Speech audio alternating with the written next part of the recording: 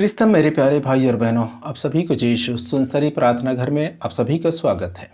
आज हम देखेंगे कि संत मत्ती के अनुसार सुसमाचार अध्याय 4 पद संख्या 17 के अनुसार पर यहाँ पर लिखा हुआ है, पश्चाताप करो, स्वर्ग का राज निकट आ गया है। प्रभु यीशु मसीह ने यही सबसे पहले शब्द को उपयोग किया और प्रचार किया।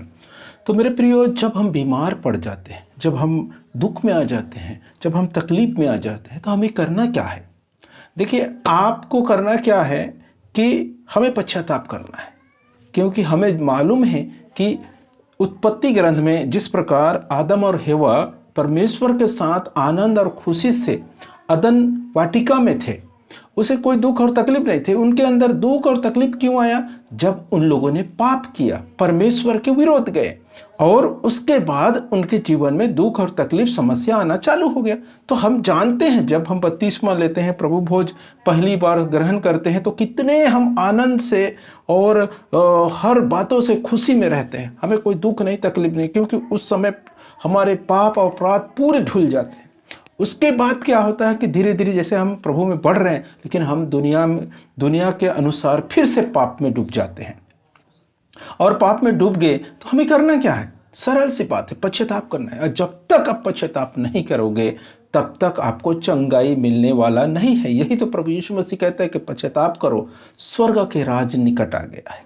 जिस प्रकार आदम और हेवा ने पाप किया और परमेश्वर से दूर हो गए, उसी प्रकार हम लोग भी पाप करके परमेश्वर से दूर हो जाते हैं। अब फिर से हमको परमेश्वर के निकट पहुंचना है, परमेश्वर के आशीष को ग्रहण करना है, परमेश्वर के ब्लेसिंग को लेना है। तो हमें क्या करना है? पश्चाताप करना है। जब तक पश्चाताप नहीं करेंगे, तुम्हें चंगाई मिलने वाला नहीं है। आप विश्वास कितने ही बड़े क्यों ना हो आपके अंदर, लेकिन आपको चंगाई नहीं मिलेगा। चंगाई मिलेगा कब? विश्वास के साथ पश्चाताप करना है। कि आपको विश्वास तो है, ठीक है, विश्वास ही आपको चंगाई नहीं करेगा। कहता है ना, विश्वास ही तुम्हारा उद्धार नहीं होगा, क्योंकि विश्वास के अकॉर्डिंग जब आप कर्म करेंगे तब आपका उद्धार होगा। उसी के अनुसार मेरे प्रियो, जब विश्वास है तो आपको जांचना है अपने आप को कि मैंने गलती कहाँ किया, पाप कहाँ किया, और फिर हमको पश्चाताप करना हो। जब पश्चाताप करेंगे तो परमेश्वर के आशीष हमारे जीवन में, हमारे सभी काम में और हमारे परिवार में आना चालू हो जाएगा, और हम परमेश्वर के आशीष से भर जाएंगे, परमेश्वर के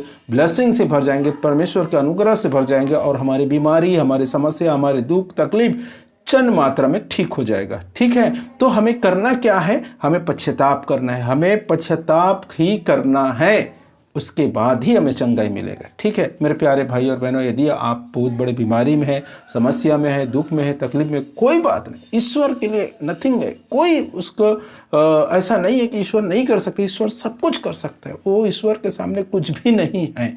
जो इस सूरज को, चांद तारों को, इस पृथ्वी को बनाने वाले परमेश्वर के सामने क्या है? कुछ भी नहीं है मेरे प्रियो। सिर्फ हमें क्या करना है?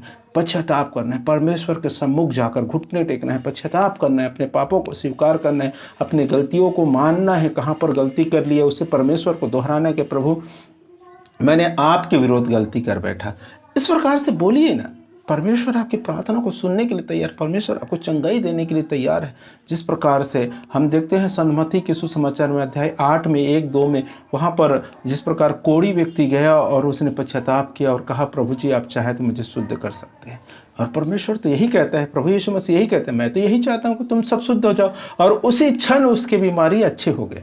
तो मेरे प्रियो, हमें क्या करना है? पश्चाताप करना है। सिर्फ विश्वास से हमारे काम नहीं चलेगा। विश्वास के साथ साथ हमें अपने पापों को अंगीकार करना है, स्वीकार करना है कि प्रभु मैंने आपके विरोध, आपकी कलीसिया के विरोध पाप कर बैठे। तब जाकर परमेश्वर हमारी प्रार्थना को सुनेगा और हमें चंगाई देगा। ठीक है मेरे प्रियो, तो आप इस प्रकार से आप पश्चाताप कीजिए, आपको जरूर परमेश्वर चंगाई देगा।